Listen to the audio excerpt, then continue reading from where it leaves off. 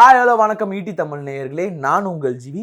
தமிழக அரசு ஒரு புதிய அரசாணை வெளியிட்டிருக்காங்க. இந்த அரசாணையின்படி உங்களோட மின் கட்டணம் குறைய போகுது. ஆமாங்க, அதுவும் பெரிய அளவில் குறைய போகுது. அது எப்போல அமல்படுத்த போறாங்க, விலையில எந்த அளவுக்கு மாற்றம் இருக்கும்ன்றதை தெரிஞ்சுக்கிறதுக்கு முன்னாடி இதே போல முக்கியமான தகவலை நீங்க தெரிஞ்சுக்கணும்னு நினைச்சீங்கன்னா ஈடி தமிழ் சேனலை மறக்காம ஃபாலோ பண்ணிக்கோங்க. தமிழக அரசு வெளியிட்டுள்ள இந்த அரசாணையின்படி அடுக்குமாடி குடியிருப்புல இருக்கிற நீங்க ஒரு நபரா இருந்தீங்க அப்படின்னா இது உங்களுக்கு பொருந்தும். இந்த அடுக்குமாடி குடியிருப்பின் போது அவங்க சில விஷயத்தையும் சொல்லியிருக்காங்க.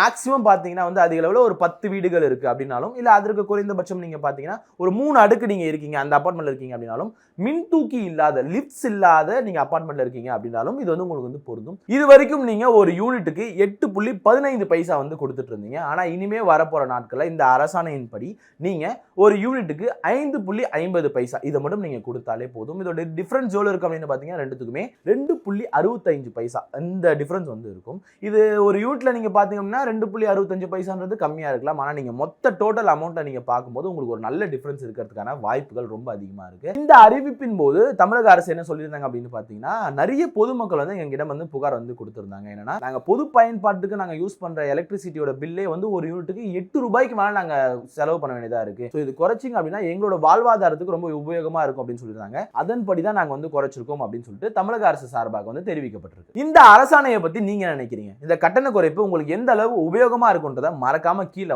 கமெண்ட்ல சொல்லுங்க. இந்த மின் கட்டண பத்தி பேசும்போது ஒரு முக்கியமான விஷயம் நான் சொல்லணும். என்ன அப்படின்னா, ஒரு ஸ்கேம் இப்போ ரீசெண்டா நடந்துட்டு இருக்கு. ஒருவேளை உங்களுக்கும் அது போல நடந்துச்சு அப்படின்னா கொஞ்சம் உஷாரா இருங்க. உங்களுக்கு எலக்ட்ரிசிட்டி போர்டுல இருந்து வர மாதிரி ஒரு மெசேஜ் வரும். அந்த மெசேஜ்ல நீங்க பில் பே பண்ணல, நீங்க பே பண்ணல அப்படின்ற பட்சத்தில் உங்களோட இணைப்பு துண்டிக்கப்படும் அப்படின்னு சொல்லியிருப்பாங்க. அதற்கான ஒரு லிங்கோ அது போல கொடுத்துருப்பாங்க.